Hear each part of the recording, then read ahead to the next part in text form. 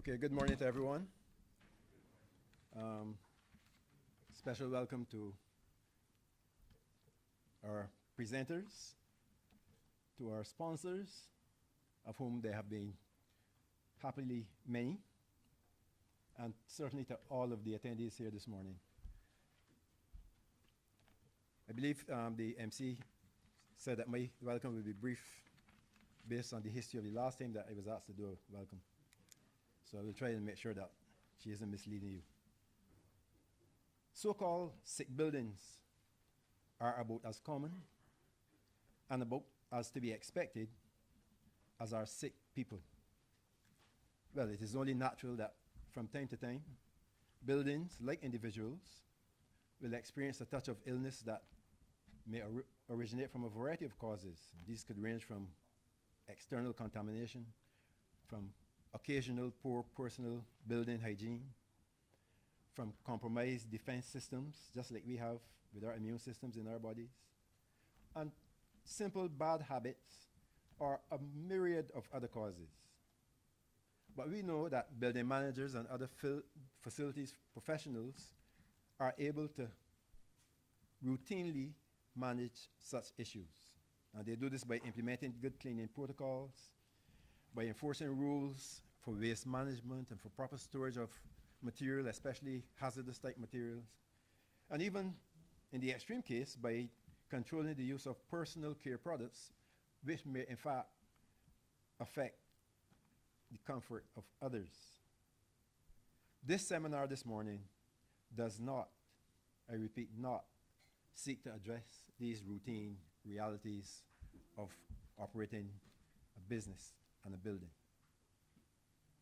As building systems have become more complex, and as accepted tolerance levels among the occupants have become more defined, BAPE's concern is much more about the national process by which we now manage and upkeep these new technologies that apply to our modern buildings, and even to the not so modern buildings that we use in these modern times.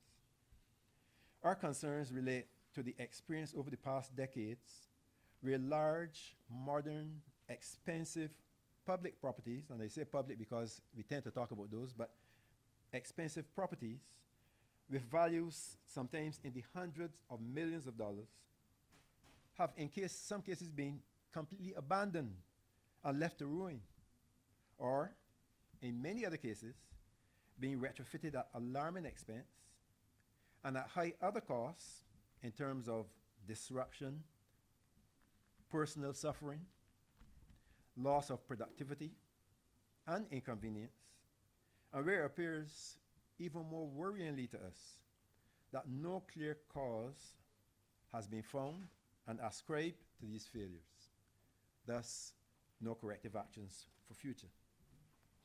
Now, while public buildings get lots of attention, there are, we can assure you,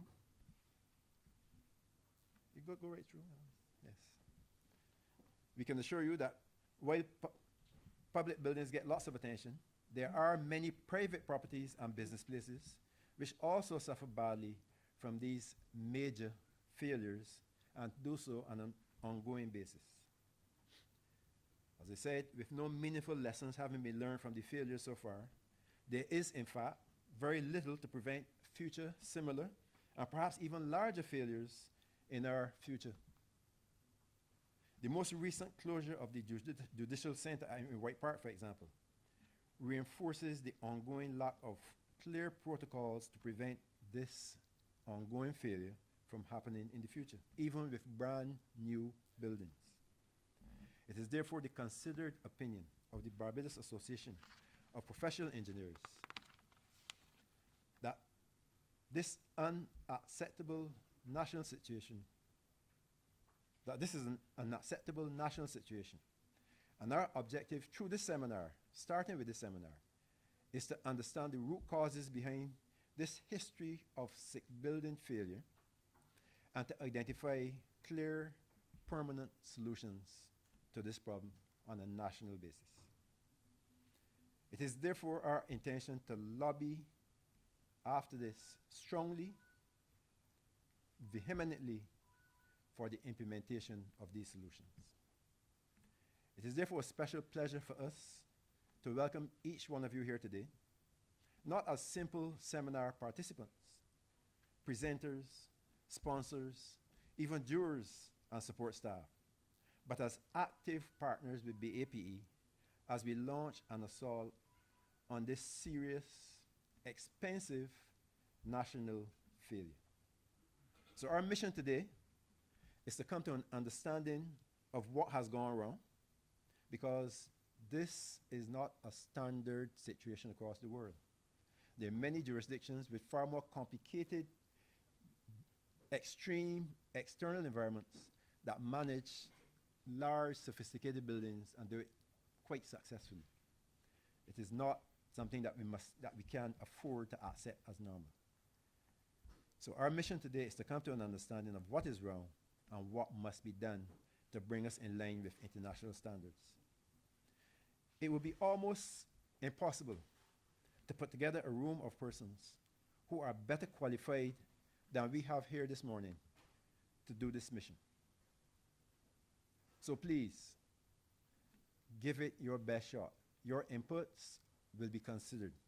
The MC mentioned our jury. One of the decisions we have taken at BAPE is that we've noticed many very, very impressive seminars, presentations, lectures, where really important stuff is discussed by people who actually understand what they're talking about.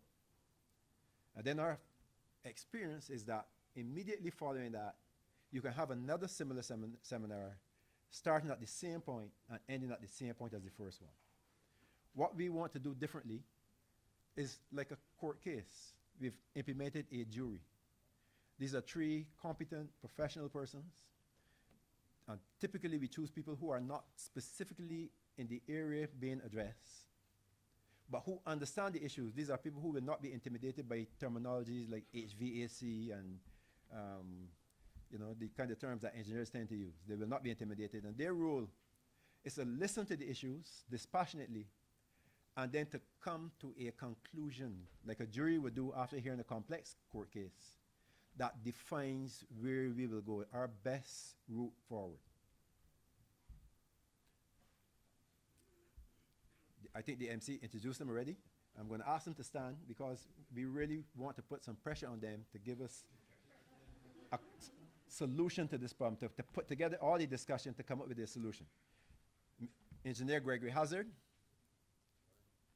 Engineer Janelle Chandler, and our own committee member and hardworking Mr. Vincent Jones. Thank you all very, very much for volunteering, and we look forward to your report.